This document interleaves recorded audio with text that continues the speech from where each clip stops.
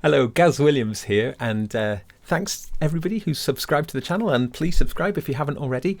Today we're looking at the Vermona, the DRM1 Mark III. Now this is a drum machine, an analog drum machine. Well, I say drum machine, it's more of a drum synthesizer. It doesn't have any sequencer in there. It's just simply 8 independent analog synthesizers all housed in a rather sturdy box. A quick mention about Vermona. Vermona is a German company. Well, actually the name Vermona has been revived. It was originally an East German, during the communist era, company, and they made various things from accordions through to synthesizers and stuff. And then I think they finished around 1990, but the name has been brought back, and you know, Vermona have been around now in this new incarnation for 15 years, maybe something like that. I'm not entirely sure, but this particular model has been around for around 10 years, and it's gone through some different iterations, and we're on the Mark III model now. Okay, let's just have a little look at the box itself, and we can see, yeah, very sturdy, nice metal top here, and as I mentioned, there's 8 voices that are stacked: kick, drum 1, drum 2, multi, snare, hi-hat 2, and clap. I'll explain those in a bit because it's not maybe as you might think. Each voice has 7 parameters that you can adjust, and then and those have got the grey knobs, and then the 2 red knobs on the right for each channel are like kind of mixer channels where you've got a pan and a volume. To the right of that we can see there's independent volume outputs for each channel, which is fantastic. Looking around the back we can see there's a MIDI in and a MIDI through, and there's a pair of stereo outs. We can also see those funny plugged points there. Those are an option, a factory option, I have to say. You can't add them later, but you can have it so you can drive it from 8 trigger inputs. So maybe analog synthesizers or modulars or whatever could drive it. But that's only just to trigger it without any velocity. So for me, I prefer it to drive it with MIDI, so it'll respond to velocity over MIDI. Okay, I mentioned these outputs on the front. What's really cool about these outputs are, if you tap off the signal, like maybe plug in to the kick channel, you can plug the kick in independently of the mix, so it takes it out of the stereo mix, so you can process it separately. But what's also cool is that those are insert points as well. So if I wanted to, I could take it out into an effect, and using a Y-shape insert cable, it will return it back into the stereo mix, and that applies for all 8 channels. I think that's a really cool design feature there. Very simple. And speaking of simplicity, this is a very simple device in many ways. What you see is what you get. Now, how on earth do you map it to MIDI? Well, that's really, really straightforward. You simply turn it on and you hold down whatever drum sound you want to map to MIDI, and then fire a MIDI signal into it, whatever channel it's on, whatever note it's on, and then bingo, it's done. If you hold down 2 buttons when you turn it on, then play 8 notes in sequence. It'll map all of those 8 notes that you played from top down. So it would go kick, drum 1, drum 2, as you enter those notes. So it's really, really super fast to configure for MIDI, and I think that's a brilliant design there. Right, well, let's listen to it then. So I've got on here, I've mapped it. So I've got kick, snare, that's like drum 1, drum 2, then we've got hi-hat 1, which has got 2 MIDI channels. I thought hi-hat 1 was going to have to be closed and hi-hat 2 is going to have to be open, but no, basically 2 MIDI notes address hi-hat 1 and hi-hat 2, so it allows you to have, essentially, the closed hat is a fixed decay. So then when I adjust the decay, say on hi-hat 1 here,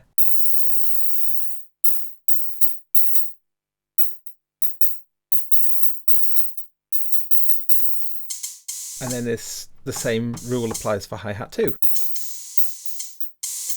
And then up here I've got the multi, and then here we've got the clap, the rather magnificent clap. So let's just go through each of the drums then. So kick, we've got decay. And then we've got pitch. And what's great about this drum thing is that there's a lot of range.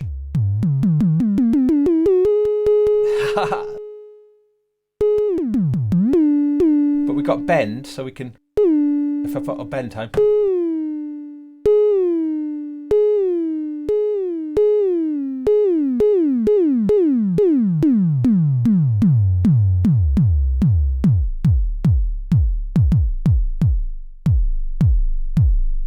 Now, if you've got a subwoofer, you'll hear that. It's got lots of sub in it. So time is how long the bend takes. Then with wave, it's like a wave shaper, and it's just, well, you can kind of think of it almost like a distortion, but it's like a square wave, sine wave to square wave thing.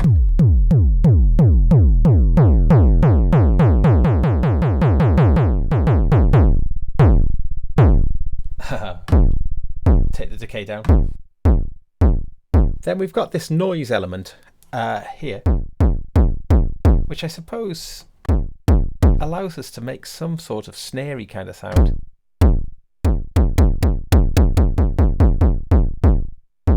And then there's attack. Now the attack puts like a little click at the front of the note. So we take the decay right down.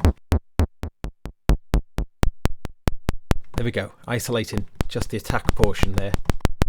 But actually it's very useful. It says in the manual that if you listen to it on its own, not in context to the mix, the click, the attack might not sound very nice. But I can testify that it is actually a very useful component in the whole sound.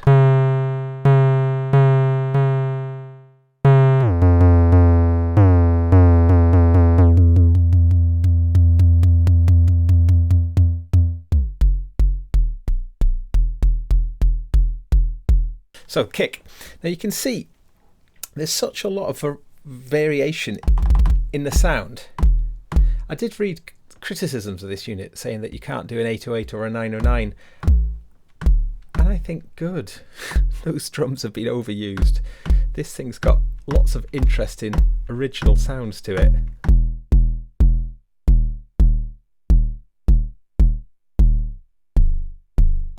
That's fat.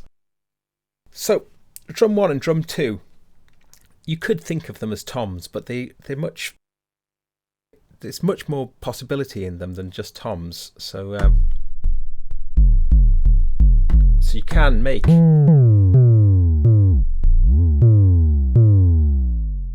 like kick-like sounds or disco toms. The bend in this case is center notched. The bend on the kick is only in one direction. But we can have the bend raising.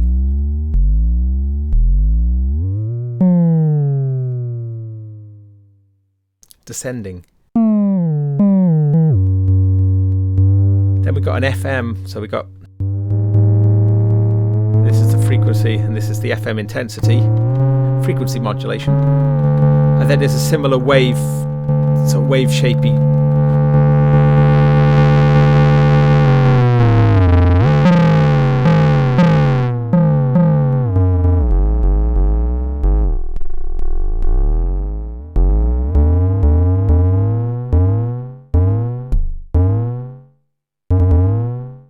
So drum 1 and drum 2 are identical, exactly the same set of parameters, and that would allow you to set them up as bongos or as toms.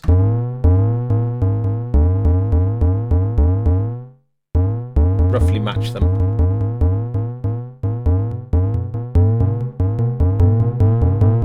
Pan one side.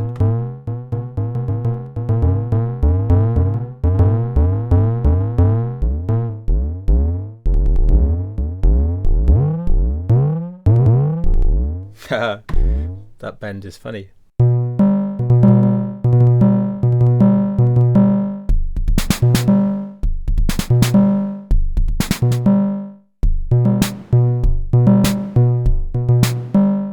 Okay, moving on now. Actually, if we're going down the line here, our next one is multi. I didn't mention earlier, there's actually trigger buttons on here, so we can get a sound just by triggering them that way. But so snare. Now there's a reverb on here, but the reverb isn't reverb Sometimes it's mentioned as a spring reverb, but it's not a spring. What I think it is just some sort of weird release envelope. If I turn the decay release all the way up and the level all the way up, it gives the approximation of a reverb sound. Now there's another decay, and that's the noise decay, and we've got like the noise level between the two. And then we got an attack similar to the other drums. Puts this kind of click at the front. Let's take the decays off so we can hear that.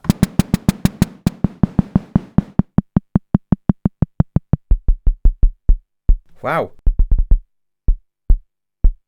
It's almost found like a kind of kick sound in the snare.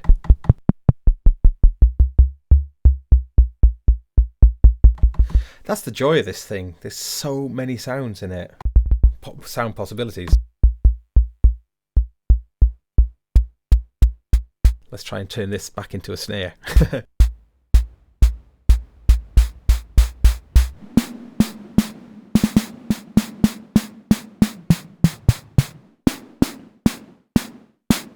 So the noise portion puts the real snariness.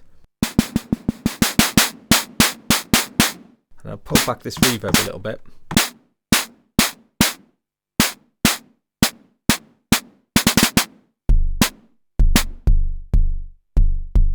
Knock the kick decay down.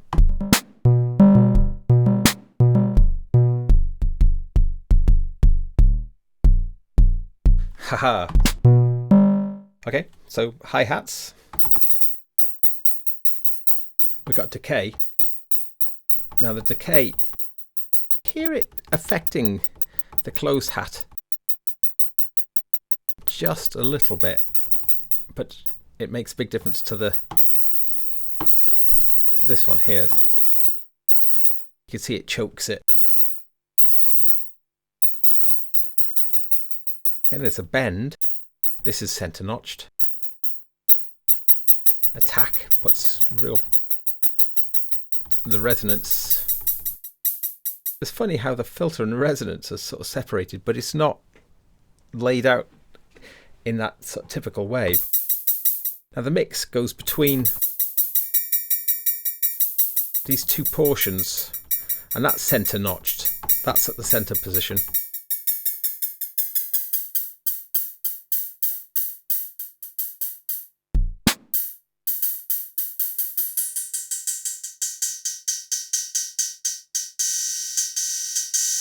So you can see again,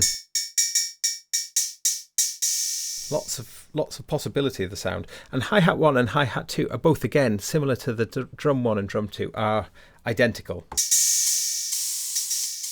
it's nice to be able to have. I like really super short decays.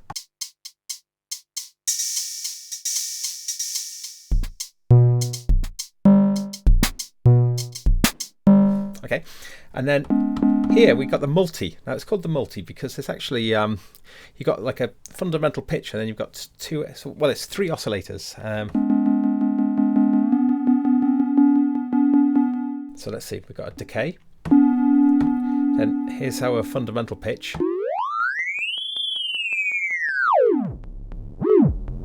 And it's a bend. That's center notched again.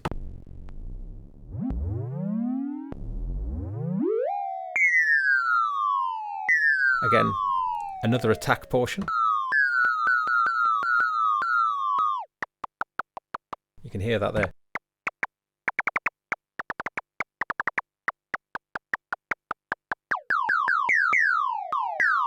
And then there's a high pass on the end here. Quite a subtle high pass, but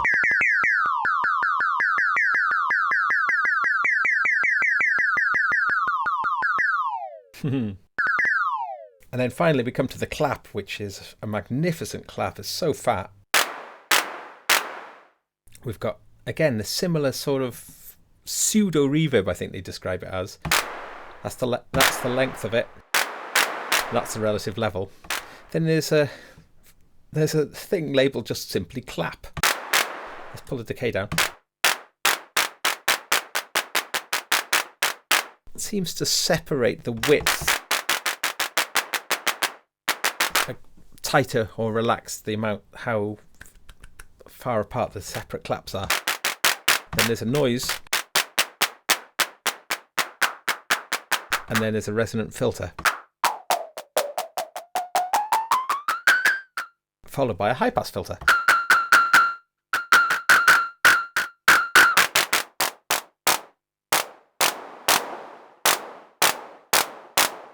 What a great sounding clap. So there we have it, the Vermona DRM1 Mark III. Apologies for all my arm hair getting into the image there, but I hope you enjoyed this, and remember, please subscribe if you did, and I'm Gaz Williams. See you soon. Bye.